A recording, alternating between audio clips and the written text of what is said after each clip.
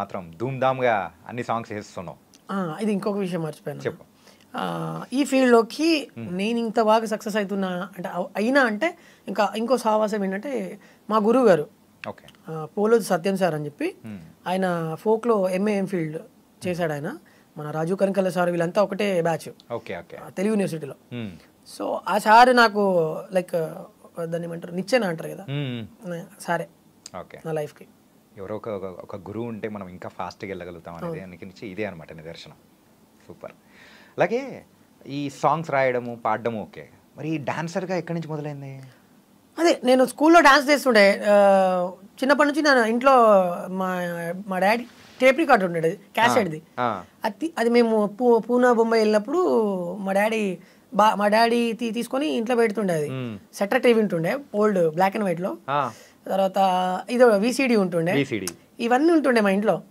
మా ఇంట్లో ఓపెన్గా చెప్పాలంటే బియ్యం లేకపోతుండే, కానీ ఇవి ఉంటుండే. ఓకే మనం చాలా పూరు. అంటే మా డాడీకి బాగా ఇష్టం ఈ పాటలు వినడం, హిందీ పాటలు వినడము. మా ఫ్యామిలీలో అందరం వింటాం, పాటలు వింటాము, మేము బాగా ఎంజాయ్ చేస్తాం అనమాట. సో అట్లా డాడీ తీసుకొచ్చి ఇంట్లో పెట్టిండు అది. నాకు అదేంటో మరి మ్యూజిక్ వినిపిస్తే ఆటోమేటిక్గా నేను ఎగురుతుండే. ఎప్పుడు స్కూల్కి డుమాలు కొట్టి మరి ఎగురుతుండే ఇంట్లో. అట్లా నాకు డాన్స్లో బాగా ఇంట్రెస్ట్ వచ్చింది. పెళ్ళిళ్ళలో చేయడము. మా విలేజ్లో నాకు వరుసగా మామ అవుతాడు. ఆ మామ పెళ్ళిళ్ళలో నేను నాకు 6th క్లాస్, నేను ఆ టైంలో 6th క్లాస్. అసలు నీ లైఫ్లో ఆ 6th 7th క్లాస్ అనేది చాలా క్రూషియల్ అనుకుంటా.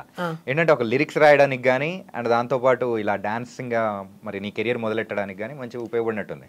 ఆ 6th క్లాస్లో నేను అసలు నేను వాళ్ళ ఇంట్లో కూడా వెళ్ళే పరిస్థితి కాదు. అయినా కూడా ఎక్కడో నేను బాక్స్ దగ్గర బయట పెడతాడు. పెళ్ళి రేపు ఉంది అనగా అంతకంటే ముందు రోజు బాక్సులు బయట పెడతారు కదా ఊర్లో వినిపించడానికి. ఆ స్పీకర్ దగ్గర మేమందరము చిన్న పిల్లలు డాన్స్ చేస్తుండే. ఆ స్పీకర్లో నిల్చొని డాన్స్ ఎగురుతుంటుంటే నేను ఒక్కడే వెరైటీ చేస్తుండే. అంటే లైక్ నా మూమెంట్స్, బాడీ మూవ్స్ అంతా డిఫరెంట్ ఉంటుండే. అది చూసి ఆ ఇంట్లో వాళ్ళందరూ చూసి నైట్ నన్ను స్టేజ్ ఎక్కిచ్చేసి డైరెక్ట్ వాళ్ళు స్టేజ్ ఎక్కిచ్చి అరే చేయరా డాన్స్ బాగా చేస్తావు, నీకు పైసలు ఇస్తామన్నారు. అమ్మ పైసలు ఇస్తారా? డాన్స్ చేస్తే పైసలు ఇస్తారా? డాన్స్ చేస్తే పైసలు ఇస్తారా అని చెప్పి సరే ఓకే బాగుంది అని చెప్పి డాన్స్ చేసా. సాంగ్ చమ్కా చమ్కా చమ్కీ చిరుత సాంగ్ అప్పుడే రిలీజ్ అవుతుంది. సాంగ్స్ ఆడియో రిలీజ్ అయింది. సో అది బాగా వైరల్ అవుతుంది సాంగ్ అప్పటికే. నాకు అది బాగా నచ్చింది పాట. ఆ సాంగ్కి నేను డాన్స్ చేశా. నాకు ఆ టైంలో ఆ పెళ్లి కొడుకు ఎవరైతే ఉన్నాడో ఆయన 100 రూపీస్ ఇచ్చిండు నాకు వచ్చి. నాకు 100 రూపీస్ అంటే వామ్మో ఇదేంది అనుకున్నా. 100 అంటే మనకి ఇప్పుడు 1000తో లెక్క. 1000 కూడా కాదు, 1 lakh నాకు అంటే ఆ సిచ్యువేషన్ అప్పుడు లైక్ ఓకే డాన్స్ చేస్తే ఇలా ఉంటుంది అని చెప్పి నాకు ఇంకా బాగా ఇంట్రెస్ట్ వచ్చింది. ఇంకా చేయాలని చెప్పి. సో ఆ రోజు నుంచి స్టిల్ ఈ రోజు దాకా డాన్స్ అంటే ప్రాణం. డాన్స్ చేస్తూనే ఉంటా.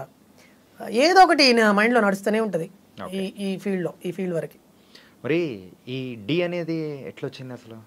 అది డి అంటే ఇప్పుడు లైక్ ఫోక్లో నేను కొంచెం సోమశిలి సాంగ్ తర్వాత బాగా కొంచెం ఫేమ్ వస్తుందని చెప్పి సెలబ్రిటీ సీజన్స్లలో మంచి డాన్సర్ కావాలి కొంచెం తెలిసి ఉన్న వ్యక్తి అయితే బాగుంటుంది అని చెప్పి వాళ్ళు. అందుకే కదా అంటే దాని పేరు కూడా సెలబ్రిటీ సీజన్ పెట్టారు. First one second season. Okay. So చిట్టి మాస్టర్ సజెస్ట్ చేశాడు నన్ను. రాము రాథోడ్ ఉన్నాడు నాతో చేసినోడే మనోడు. ఆ తర్వాత ఇప్పుడు మంచి ఫేమ్లో ఉన్నాడు. సో మనోడిని తీసుకుందాము అని చెప్పి చిట్టి మాస్టర్ మల్లెమల్ల టీంకి సజెస్ట్ చేస్తే వాళ్ళు నాకు కాల్ చేసి రాము గారు మీరు మా డీకి కంటెస్టెంట్గా చేస్తారా, సెలబ్రిటీ సీజన్ 2 చేస్తున్నామని అంటే నిజమా అనిపించింది. అసలు అనుకోలేదు కదా, అస్సలు ఎక్స్పెక్ట్ చేయలే. కట్ చేస్తే వెళ్ళిన తర్వాత నా 100% ఎఫర్ట్ పెట్టా. అండ్ చాలామందికి నిజంగా ఓపెన్గా ప్రతి ఒక్కరు కలిసిన వాళ్ళందరూ బ్రో నువ్వు విన్ కాలేదేమో కానీ మా దృష్టిలో నువ్వు విన్నర్ బ్రో అంటారు డైరెక్ట్. సో నిజంగా నాకు చాలా హ్యాపీ అనిపిస్తుంది అప్పుడు వాళ్ళు అంటున్నప్పుడు. అంటే చాలామందికి నా పర్ఫార్మెన్స్ ప్రతి ఒక్క పర్ఫార్మెన్సెస్ నచ్చినాయి. నేనంతా 3-4 గంటల వరకు నైట్ ప్రాక్టీస్ చేస్తున్నాడు.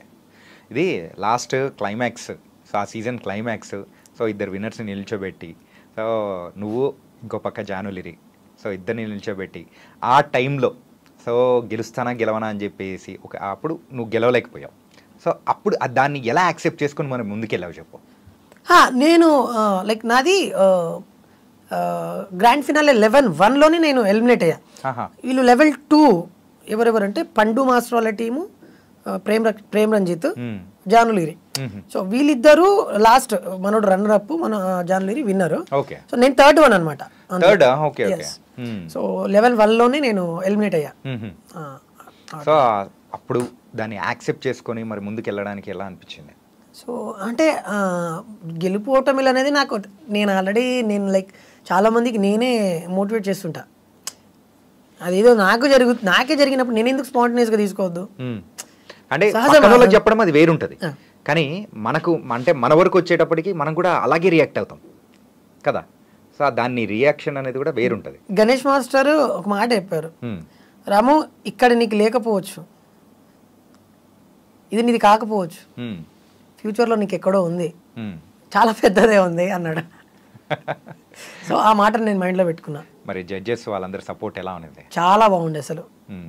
పర్సనల్గా ఆన్ స్క్రీన్ కాకుండా ఆఫ్ స్క్రీన్ కూడా పక్కకి తీసుకొచ్చి రాము అద్దర కొట్టేస్తున్నావు. ఎవరన్నారు? శేఖర్ మాస్టర్ అన్నాడా? ఓకే.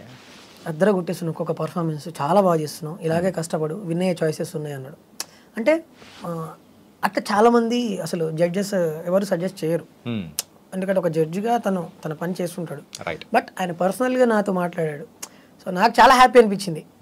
అండ్ నేనైతే 100% అయితే, అంటే ఇదే మ్యాటర్, నాకైతే 100% నేను విన్నర్. Yeah, okay. సో నీ వరకు నువ్వు విన్నర్గానే అనుకున్నావు కాబట్టి సో ఇప్పుడైతే మంచిగా మరి ముందుకు అనేది కూడా వెళ్తా ఉన్నావు. మళ్ళీ ఇంకా వేరే అంటే ఇప్పుడు సెలబ్రిటీ సీజన్ 2 తర్వాత మరి వేరే ప్రోగ్రామ్స్ కానీ వేరే ఛానల్స్ నుంచి కానీ ఆఫర్స్ కానీ ఏం రాలేదా? వచ్చాయి. అంటే లైక్ ఒకరు మన ఈటీవీ నుంచి ఒకటి షో పెడతా ఉన్నారు, కానీ ఇక నాకు డీ చేసిన తర్వాత అక్కడ దానిపైన డీ చేయడం నా డ్రీమ్. సో అది ఫుల్ఫిల్ అయిపోయింది. ఇక నెక్స్ట్ ఏంటంటే ఇందులో ఇంకా మంచి పేరు తీసుకురావాలి, ఫోక్ ఇండస్ట్రీలో ఇంకా మంచిగా చేయాలనుకున్న రాను బొంబాయికి రాను సాంగ్ హిట్ పడ్డది, అది నెక్స్ట్ లెవెల్. ఇంకా దీని తర్వాత నెక్స్ట్ ఏంటంటే big screen. Yes, okay. So నిన్ను నువ్వు పిలిపించుకోవడానికి సో మెయిన్గా ఒక సింగర్గానా, డాన్సర్గానా, లేకపోతే ఒక హీరోగానా? సో ఏది నువ్వు నీ అంతకు నువ్వు అంటే ఎవరైనా నిన్ను పిలవడము ఇలా పిలిస్తే నాకు ఫుల్ హ్యాపీ, దిల్ ఖుషి అయిపోతుంది అనుకుంటే ఏది అనుకుంటావు? ఏదొచ్చినా హ్యాపీయే. అట్లా కాదు, ఉంటుంది కదా ఒకటి, అరే నాకు 3 ప్రాణమే అన్న, నాకు 3 ఇష్టమే. డాన్స్ అంటే ఇష్టమే, సింగింగ్ అంటే ఇష్టమే, లిరిక్స్ అంటే కూడా ఇష్టమే. సో ఈ 3 ఏదొక్కటి వచ్చినా నేను హ్యాపీగా రిసీవ్ చేసుకుంటా. ఓకే. కానీ ఎంత పాజిటివ్ ఏంటంటే ఎట్లా వచ్చిందప్ప, ఎక్కడి నుంచి స్టార్ట్ అయింది అసలు? అంటే చాలా చెప్పాను కదా, చాలా నేను మోటివేషన్స్ చూస్తుంటాను అన్నీ.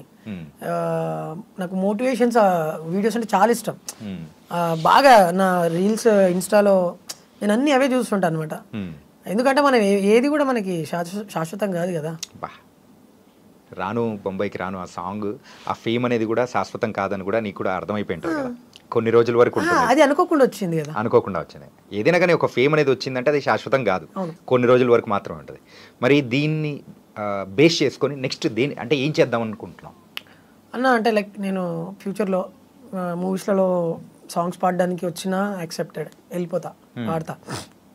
యాక్టింగ్ అయినా, ఆర్టిస్ట్గా చేయడానికైనా వెళ్ళిపోతా, సింగింగ్ అయినా వెళ్ళిపోతా, డాన్సర్గా అయినా వెళ్ళిపోతా.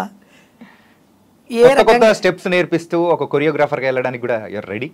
లేదండి, కొరియోగ్రాఫీ అంటే కష్టమే. ఎందుకు అలాగా? అంటే ఇప్పుడున్న జనరేషన్లో డాన్స్ అనేది ఒక